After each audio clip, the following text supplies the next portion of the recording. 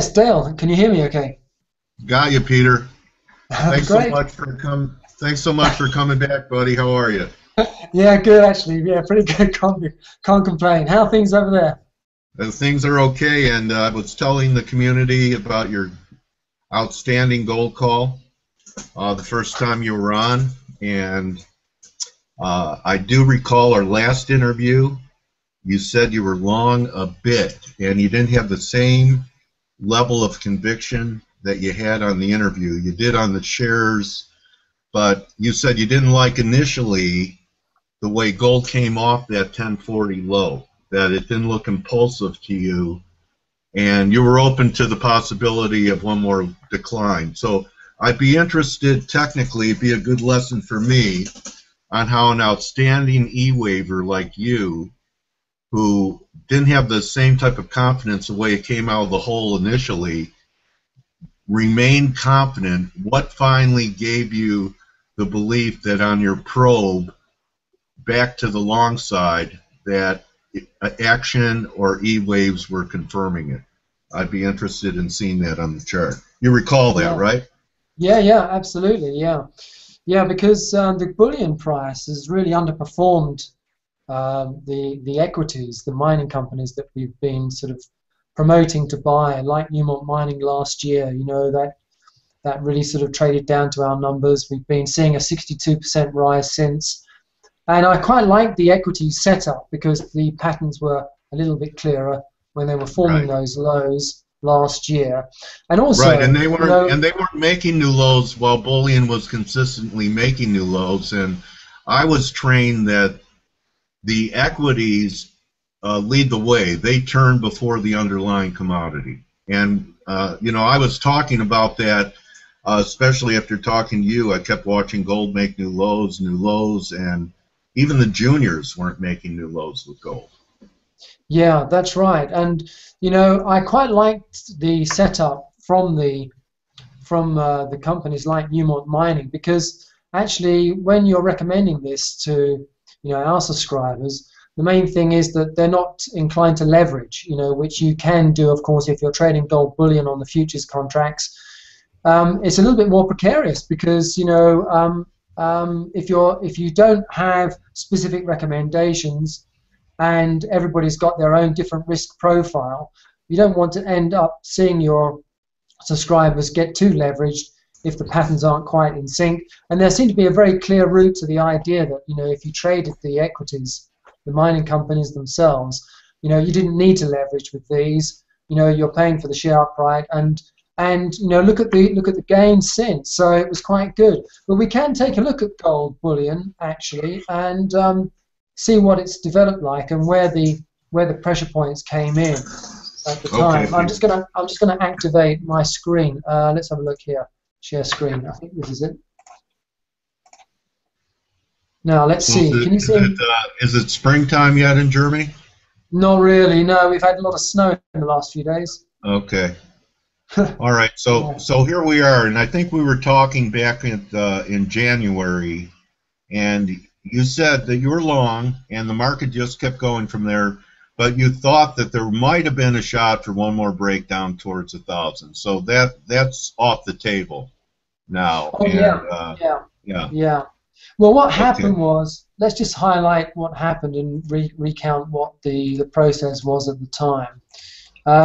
When we started to see a lift up on the mining stocks, that was all very good.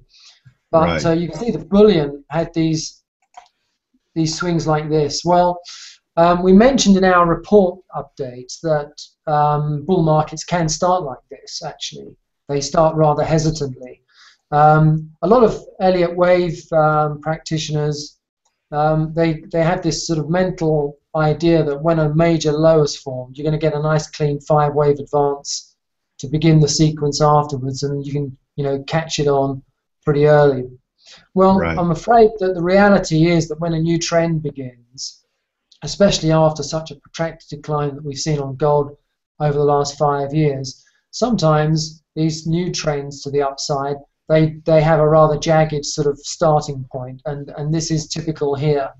So we did mention that yes, it could translate into a big accelerative third wave, where you see price expansion. But we have to be a bit careful, because if the equities, the mining stocks, go through a correction, they may just be unfolding in a short counter trend phase. But bullion, if it's got the jitters, it could actually take out the low. So we said, this could happen. But as soon as we started getting through this 11-12 level, we turned bullish, and this is where it really all started to happen. Because after that, we could eliminate the possibility of another low, and we knew then that this thing had legs, and sure enough, it's done really well since. So yeah, well, it just certainly looks impulsive to me. To me, I'm not an e-waver, but to me, impulsive is the velocity of a move, how quickly it gets from point A to point B, and definitely that it started to look parabolic up there at 1260. Yeah. Well, you're right. I mean, you don't have to be sort of an e-waver expert to understand the velocity you describe, and the trajectory. It's very, very sharp, very quick.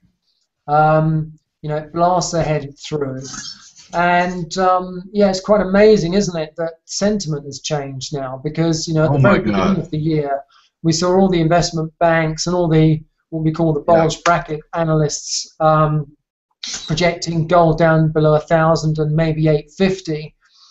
And they were basically extrapolating their ideas around the idea that the Federal Reserve would go through an incremental period of interest rate hikes this year, and that meant much higher dollar. But the opposite's been true, really. So now they're all backtracking, and except Goldman. Goldman's still saying 1,000, Peter. Have they still maintained that bearish outlook? They came out after the rally and said they like, which is so weird. The guy likes the shares, but thinks the bullion is going to 1,000. Now, if he's right about bullion, and I doubt it now.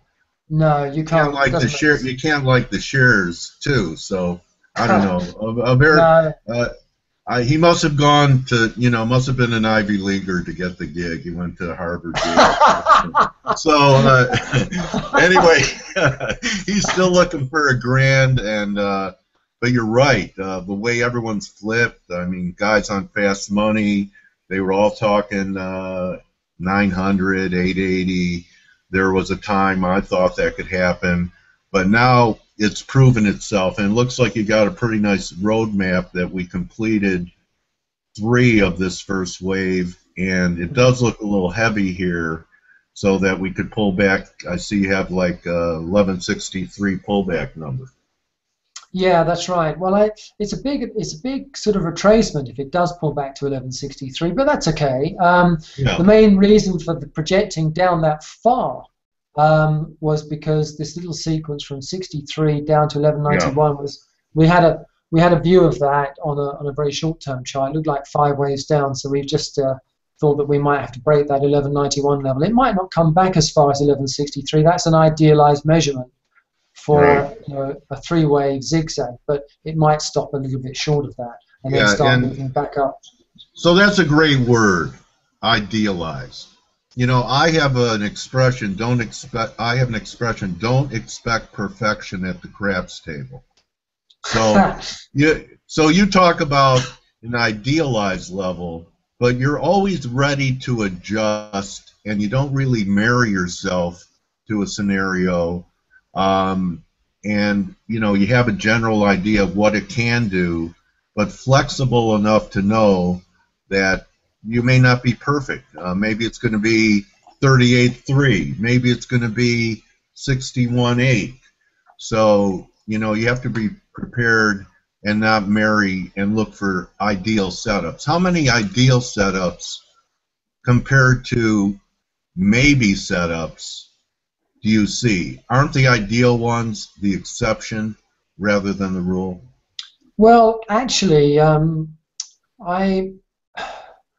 have to say that no, not necessarily. Actually, I'm a bit of a perfectionist when it comes to sort of these measurements, and actually, I like the measurement idea that we've put together for using Elliott wave, because it takes away a lot of the subjectivity, which has been one of the big critiques of Elliott wave. But also, it's a great way to sort of fine-tune your mind, because if you rehearse something beforehand, when the event actually happens, you're gonna be very attuned into whether or not it's going to reach its ultimate target, its idealized level, or whether it's going to run a bit short or maybe overswing slightly, and you can be ready and prepared for it. Now, I tend to think that the idealized numbers come up. Yeah, I would say within a small tolerance deviation, a fairly small tolerance deviation. I think they come up 50% of the time, which is quite high actually. That is, yeah. Okay, yeah, I so think so. It's 50-50, but you still have to be flexible. You have to be a little bit. I think that we have a way of measuring first, and then seeing if the pattern fits. If the pattern's fitting a little bit earlier, you might be able to pull the trigger earlier. So just be aware of that. But it's like everything. If you do the measurements first, you've got some yardstick to measure whether it's going to or not. If you're not doing the numbers first of all and creating these numbers, these measurements, you've got nothing really to work from. You don't know whether it's completing early, overshooting late. Right. At least you've got some idea of how to sort of augment that trade when the time comes. So this is a fairly good discipline, I think, to measure up everything that we're looking at. Well, that's a pearl.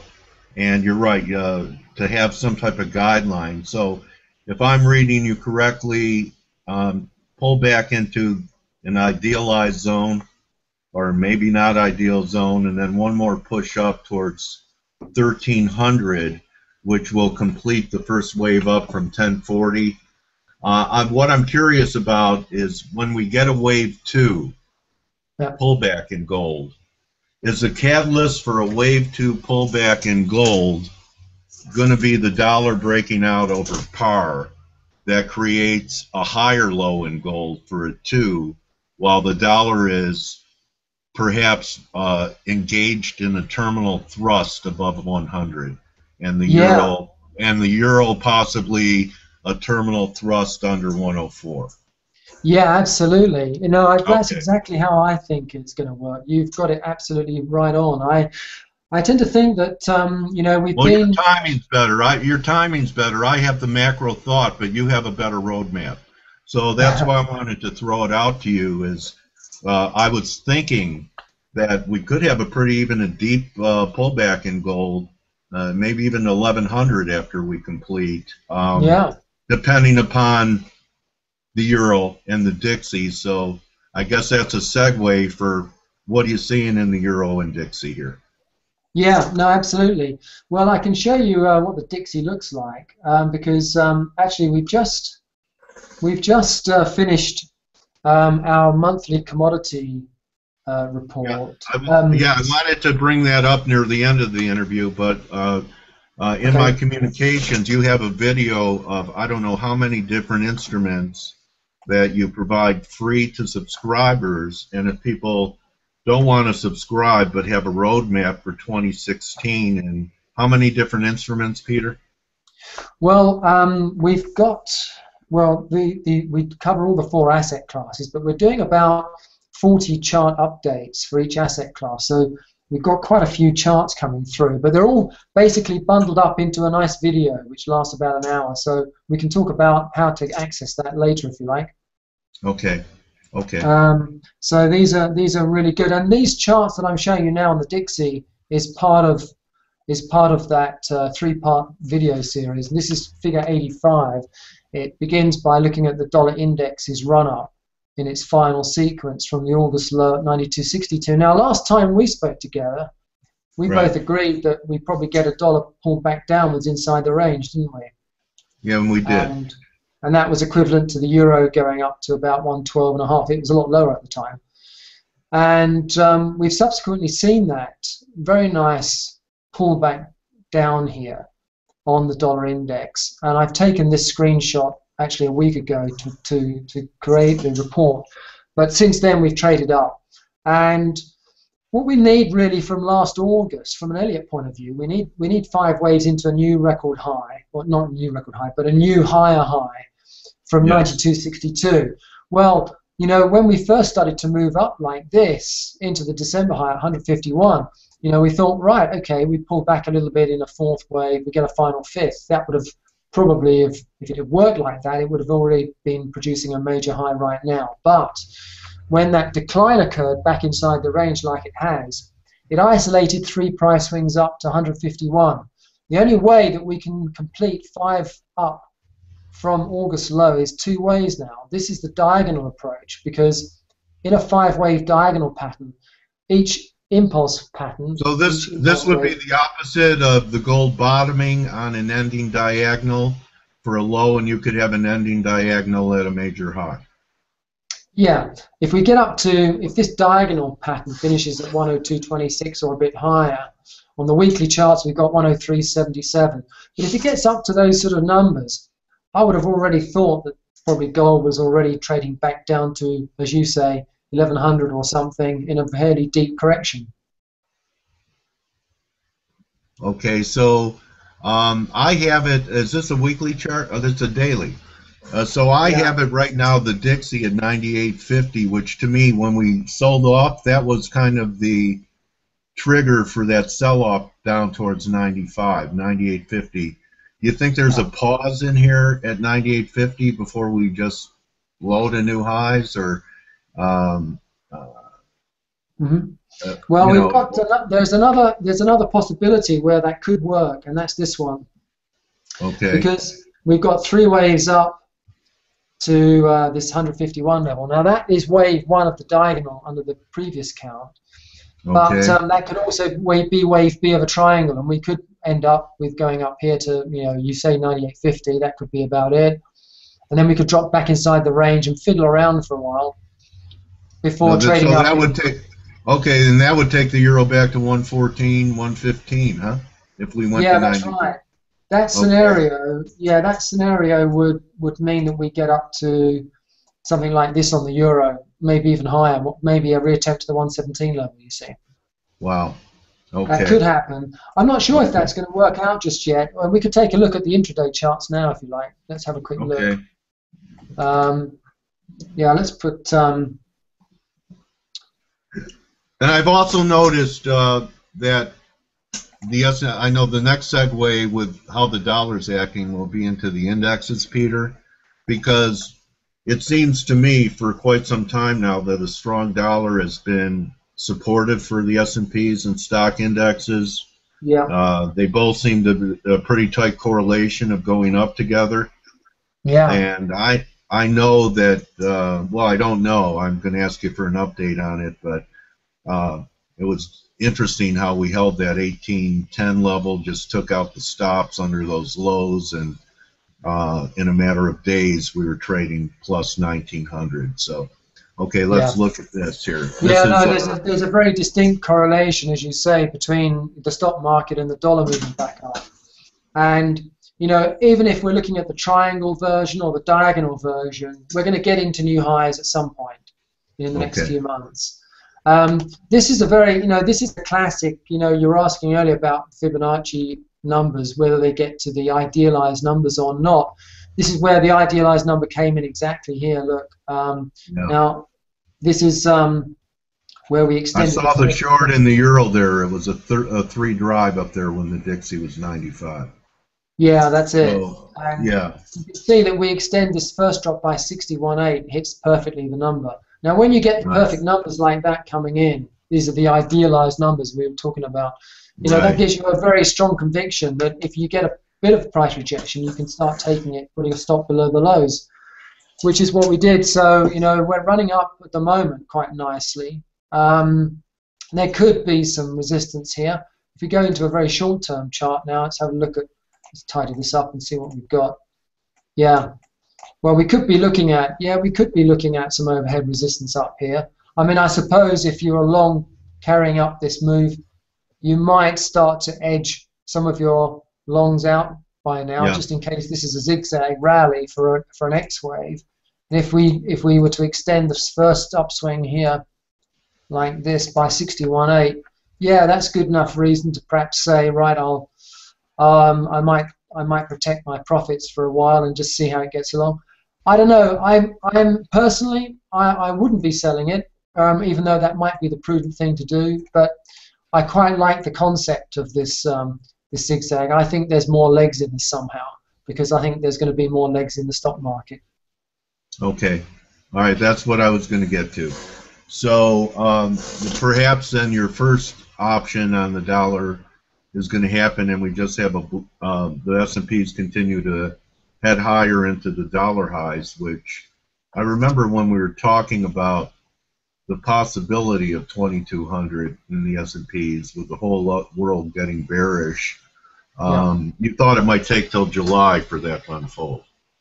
Well, it could take a bit longer. I've drawn it a bit longer time period than that, but I don't really know the time period exactly. All I can say is that when you take a look at the S&P versus, say, NASDAQ, and maybe even the Russell, the small cap, but particularly the NASDAQ, I'll just move this short-term chart out of the way for a minute, but this chart shows fairly nice three-wave patterns down to 1810. But if you take the same look at the NASDAQ chart, let me see if I've got that here. The NASDAQ... I was just looking at this last chart you had, and it looks like the S&Ps are ripe for a pullback for a 2 from up here. Maybe that's when the dollar corrects and the euro pops again. Well, this is a little bit. This is very short term for a pullback down, which might occur.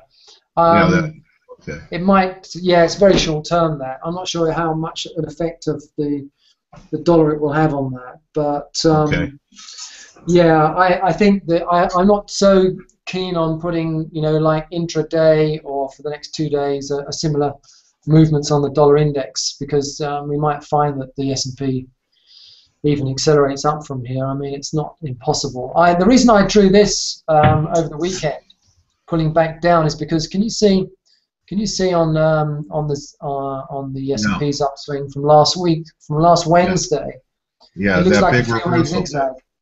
Yeah, it looks like a three-wave zigzag, which would imply we come down 5 and then go up. So it's possible.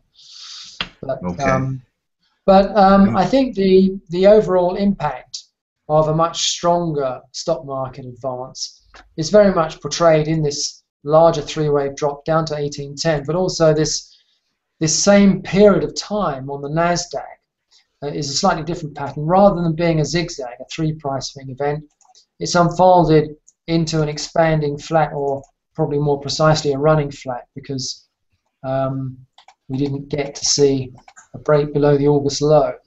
But the reason why that happened is because you've got this huge spike. When you get that developing like that, sometimes the next sequence doesn't break that low. It did, of course, on the S&Ps marginally. It didn't on the Dow, and it didn't here either.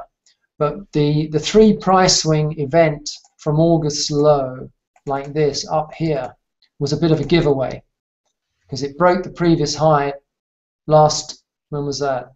Last July.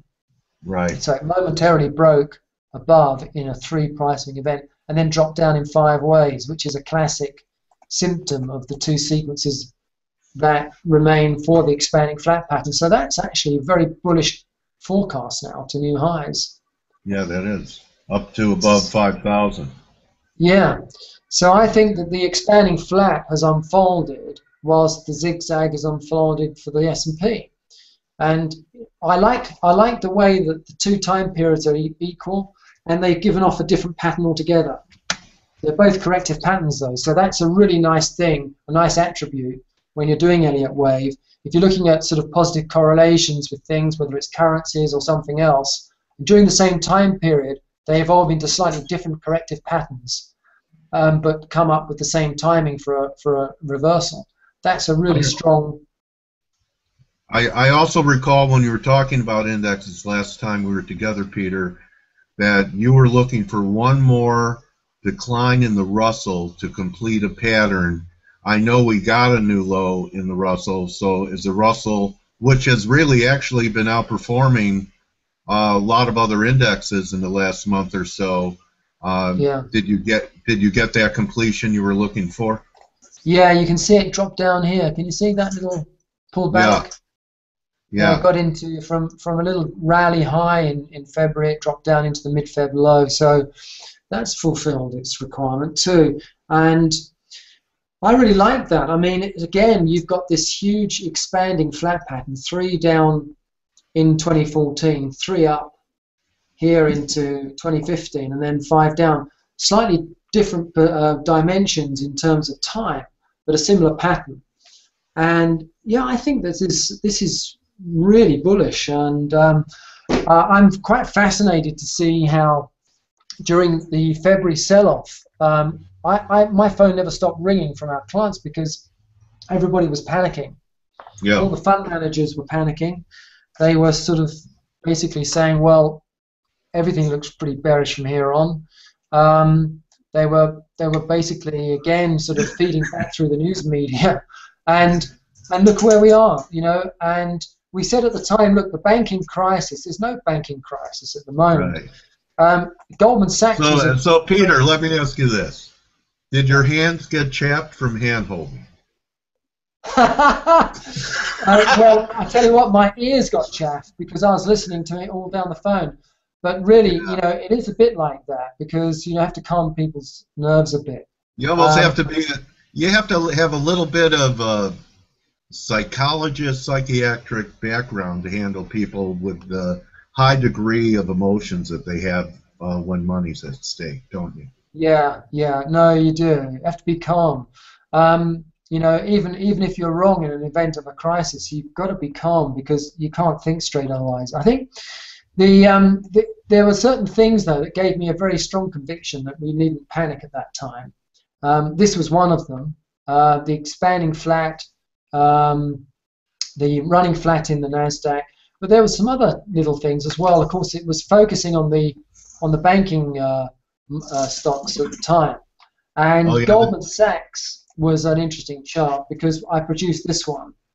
Yeah. And again, you've got this rather eloquent zigzag drop in this type of decline.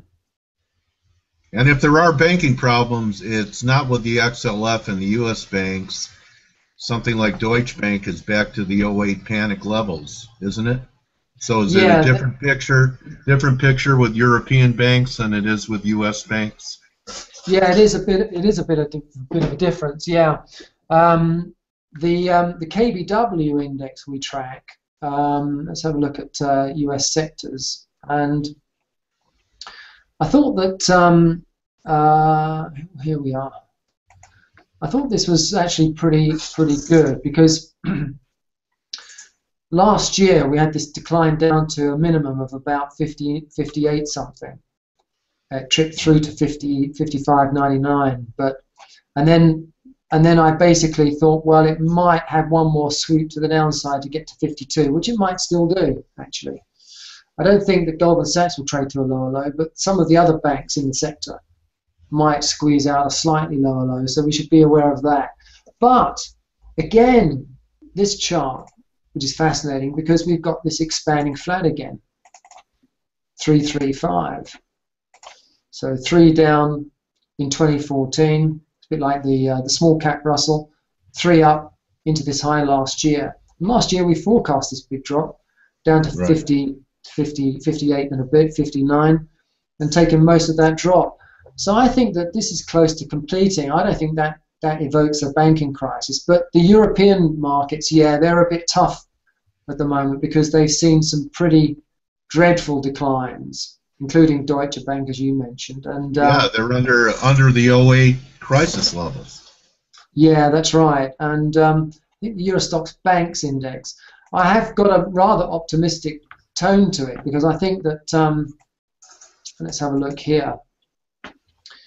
Again, like the KBW, it could squeeze out a little bit lower, but I'm not sure. We might have already turned the corner here. We traded down to 88.85. But I think this preceding upswing has reason to suggest that this decline is counter trend and it won't break these old lows in 2012, and this European banking index will eventually start to climb up. It's a bit early days yet. I think, you know, if you're a portfolio manager, you're going to look for much more sort of higher alpha in other areas. So I wouldn't be trading this just yet. But at some stage, I think it looks optimistic. Okay. Last time you showed an ETF in the oil. I'd like to start with the crude. You thought there might be a chance for one more shot down towards 26 in the crude. We've gotten back to major resistance at 35. Is there still a shot for one more shoe to drop in the crude? Oh, we go to 36.80 first. I see. Yeah, I've got. I looked at this upswing, you know, basically in January, and it looked three waves. You can see it here on the June futures contract on the left. Right. And then we had another three-wave drop on the, and you didn't really see such a big drop on the nearby contract. It was trading, you know, February and March at the time. That was here. So you get a little bit of distortion when you're using the continuation data, and that makes life a little bit tough from an Elliott point of view because it generically changes the pattern. So what we tend to do on very short-term work is, you know, we have to maintain the continuation charts for the daily time series upwards. But as soon as we want to get a bit more detailed, we have to start looking at individual contracts. And I've chosen the June forward contract because March will be running off soon, and that's going to be next where the volume is. And this showed a clearly visible double zigzag. So we've got a target on the June contract of 40-something. It's equivalent on the nearby contract for April, probably it'll end up at 36.80.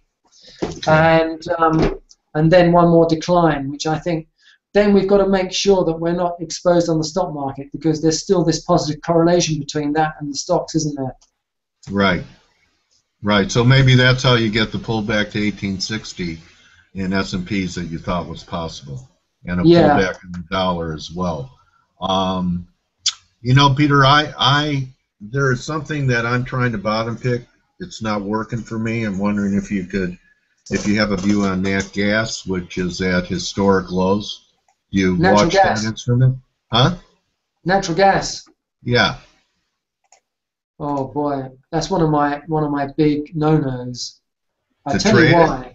Yeah, okay. Because I tell you why. I can show you what I've got on the long term, but I'll tell you why I don't trade that myself is because the rollovers again cause huge distortions, and to do it in the futures.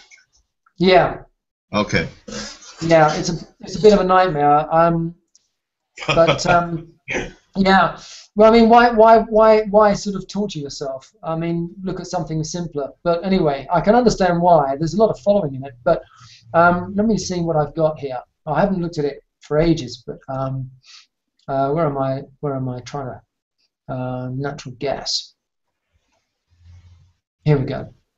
Well, I've got very long-term data on this. I started looking at this with the Henry Hub spot index. You see, if there was a spot market for natural gas, we'd be okay with these rollovers, but we have to contend with them. You think they're going to develop? You think they'll develop a cash market now that the U.S. is exporting natural gas? I believe that just started to happen last year. Well, it might do. It would be a great help. Last week. Right. It would be a great help if it could. Wow, I haven't seen this for ages. It looks like I had a target. Yeah, we're at the 170 level. Wow. Yeah, this data's I don't know what's happened there. I'll have to check that later. But great. Well, that should be finishing. That should be finishing a 5-wave drop. I updated this last year, probably back in, I don't know, when was this? I probably updated this in September. I was looking for a final swoop to the downside. Well, that looks as if it may have fulfilled the requirement of finishing 5 price swings down from this high at 649. So you're probably in a period of accumulation now. Okay. All right. Well, I appreciate you going to it, and I learned a valuable lesson. This will be my maybe my last foray into nat gas, and why not just trade the crude? It's more liquid and easier. Well, absolutely. Yeah. I mean, if by choice, unless you've got some emotional attachment to this, but otherwise, I would always try and trade what's easiest, really. Yeah, I just trade the pattern. I try and cover up the title of the chart.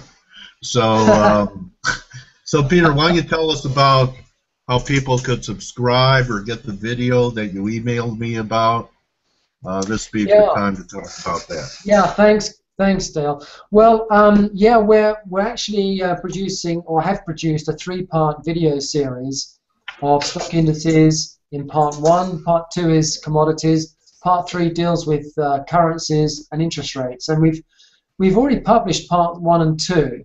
We make them available to any subscriber that comes through and subscribes to the Elliott Wave Compass report. That's our monthly report that goes out, and you can buy that by going through to wavetrack.com. And it's $32 a month, so it's pretty meanly priced for everybody. But once you what's that price? What's that price? $32 a month.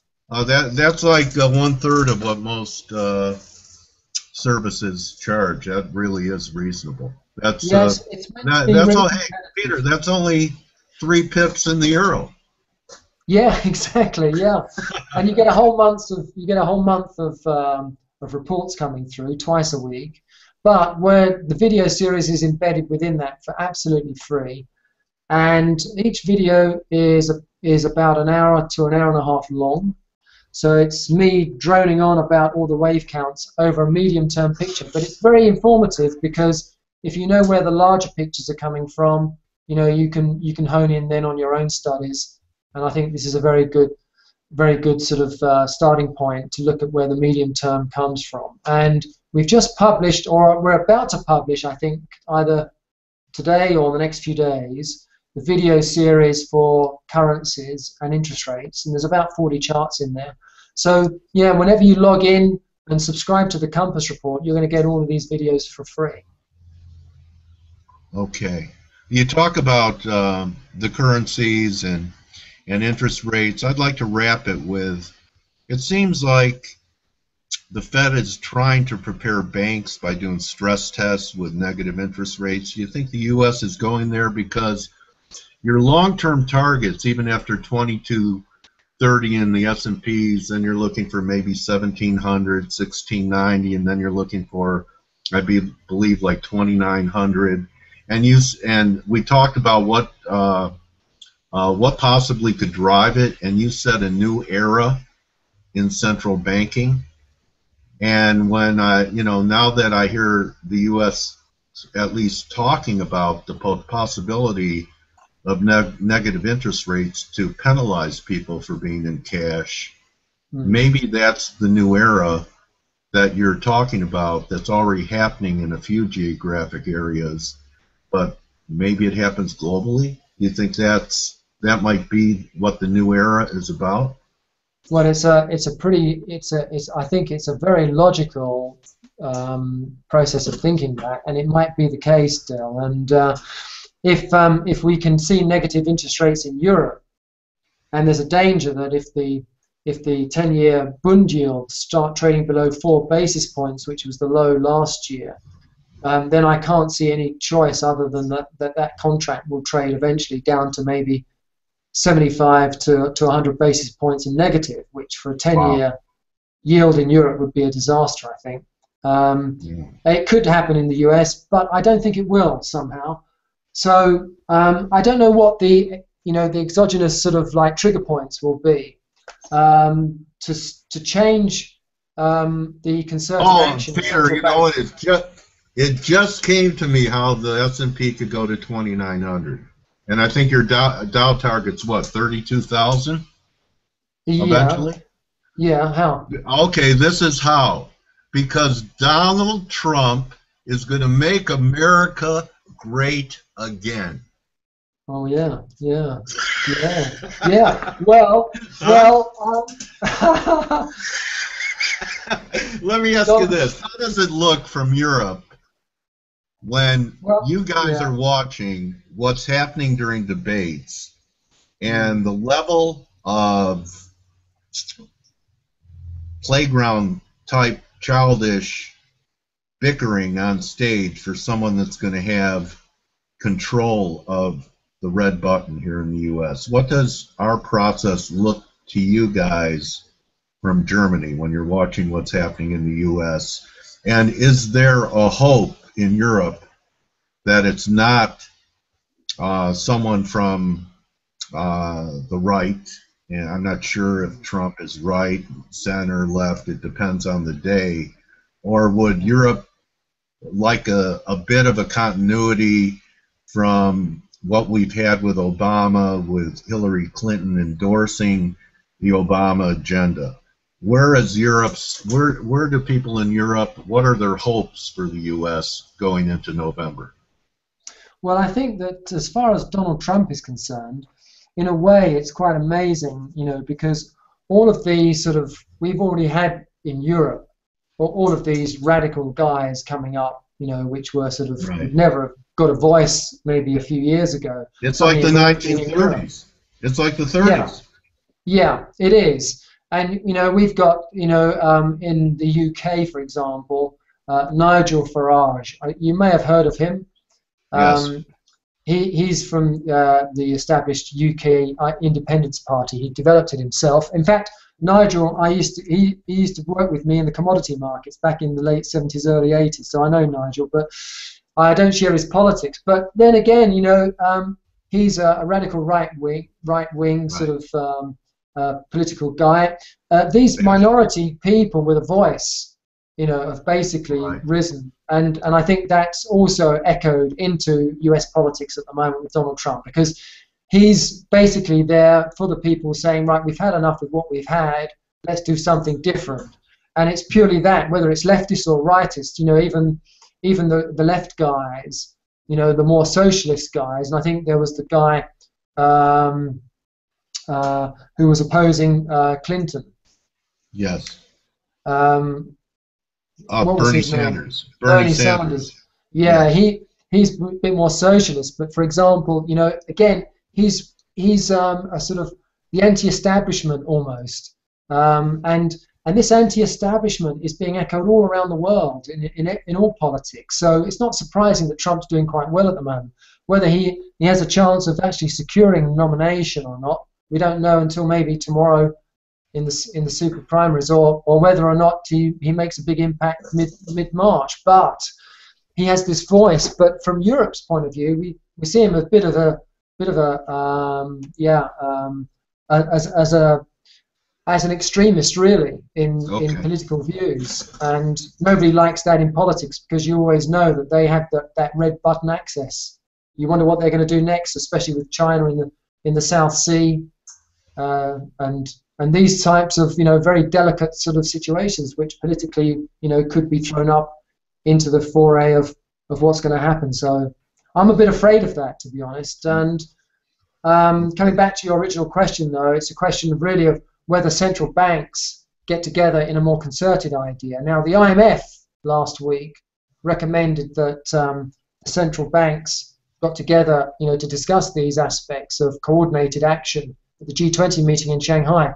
They've come out since and said no way. But the seed has been sown now, and this is exactly what I expected a year and a half ago, where central banks would eventually have to come together if they want to try and kickstart the economies into the next phase. So now it's being echoed by the IMF. And to replay commodities, wouldn't that be maybe a Plaza Accord 2.0? If the central banks get together, and that it's not about interest rates, but once the dollar's up at your targets, that perhaps that's when they come in with concerted global intervention against the dollar to break it. Exactly. I think that's a good timing point for that to happen. And the other thing that might happen is that China might come up and do a sort of New Deal like we had with Roosevelt back in the 1930s. Where he comes 1930s echoing everywhere. Yeah, and they come up with an idea of infrastructure spending. I mean, the States could do with it as well. I mean, I saw a survey from, is it 60 Minutes, the TV program in the States, where they sometime last year, they actually did a run on the infrastructure building and how the bridges, thousands of bridges in the United States need billions spent on it. Well, get people working. Let's get working with this idea. That's really where the banks failed to inject capital through quantitative easing into the real economy. Right. Do it more directly in this way. So anything like that. We need fiscal stimulus, not monetary stimulus. Yeah, that would certainly Let me ask help. you that. Let me ask you this: Brexit, yes or no? No. Okay. All right, Peter. Thank you so much for, again, giving us so many great views. And, you know, I do encourage people, what a reasonable price. Because, you know, I ask people, I interview them, I go, well, what's your monthly subscription rate? And for the quality of research and your hit rate, that's a great value that you're offering to people, Peter. Thanks Yes. again for coming back and being flexible, coming here an hour early, and continued success. You're one of the best I interview, Peter. So thank you so much for always being willing to come back and update us with what you're seeing. Thanks, Dale. I really appreciate the thoughts, and it's returned as well. And hopefully we'll keep in touch. All right, buddy. Good hunting, and keep in touch. And thank you once again, Peter, for edifying LAR on FX3 today, buddy.